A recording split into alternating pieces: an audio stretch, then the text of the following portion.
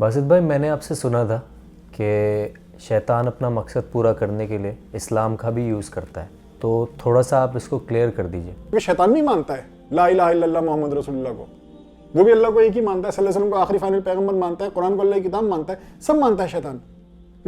پر اس کا جو دل ہے نا، وہ صلی اللہ علیہ وسلم کے دل کا اپوزٹ ہے۔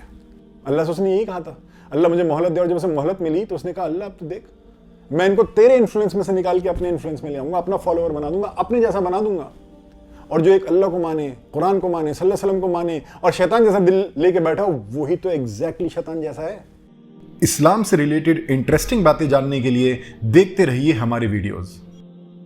باسط بھائی، میں نے آپ سے سنا تھا کہ شیطان اپنا مقصد پورا کرنے کے لیے اسلام کا بھی یوز کرتا ہے، تو تھوڑا سا آپ اس کو کلیئر کر دیجئے۔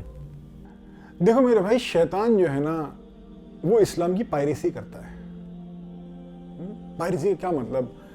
پہلے سیڈیز آتی تھی کہ کوئی ٹاک ہوگا کسی کا، یا ایون موویز جو ہوتی تھی سیڈیز میں آتی تھی، اور اس کی پائریٹڈ کاپیز بھی چلتی تھی۔ اسلامک ٹاک کے بھی پائریٹڈ، مطلب لوگ خود بنا کے کاپیز کرتے تھے سرکولیٹ، اور موویز کا بھی تو ہوتا ہی تھا۔ اوریجنل کاپی اور پائریٹڈ کاپی میں کیا فرق ہوتا تھا؟ کیا فرق ہوتا تھا؟ اوریجنل کاپی میں کا تو کوئی فرق نہیں ہوتا تھا، کانٹینٹ کا کوئی فرق نہیں ہوتا تھا۔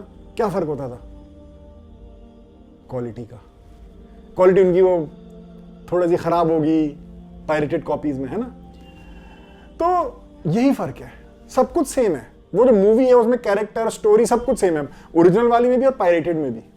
تو شیطان کا جو سسٹم ہے، کہہ لو جو دجالی سسٹم ہے، شیطانی جو سسٹم ہے، وہ ایگزیکٹ اسلام کو کاپی رکھتا ہے، اور لوگ سمجھ نہیں پاتے۔ اس کو سمجھنے کے لیے پختہ علم چاہیے، پختہ علم۔ کافرہ پڑھ پانے کے لیے اس سسٹم پہ کہ تو کفر ہے، پختہ علم چاہیے، کیونکہ سیم لگتا ہے بالکل ایگزیکٹ۔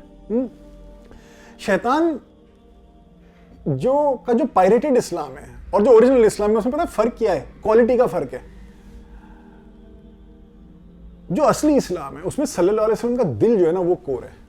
صلی اللہ علیہ وسلم کا دل کیا ہے؟ سورہ کہف آیت 6 میں اللہ نے صلی اللہ علیہ وسلم کا دل بیان کر دیا۔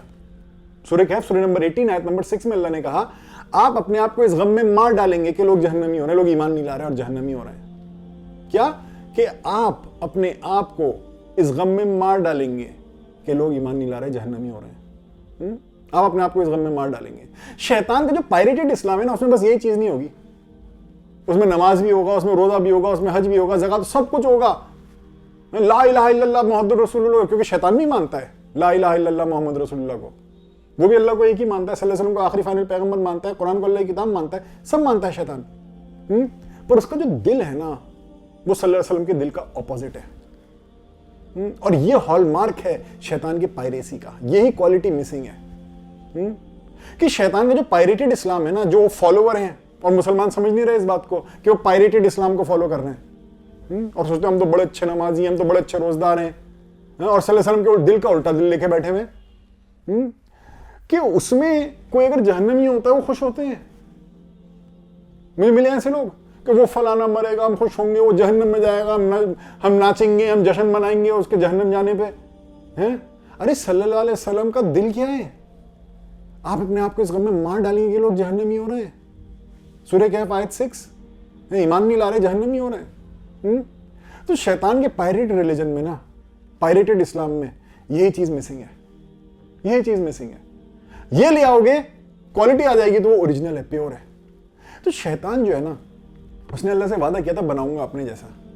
شیطان خدا کو ایک مانتا ہے، اللہ کو ایک مانتا ہے، صلی اللہ علیہ وسلم کو اللہ کا پیغمبر مانتا ہے، قرآن کو اللہ کی کتاب مانتا ہے، جنت جہنم مانتا ہے، فرشتوں کو مانتا ہے۔ فرق کہاں ہے؟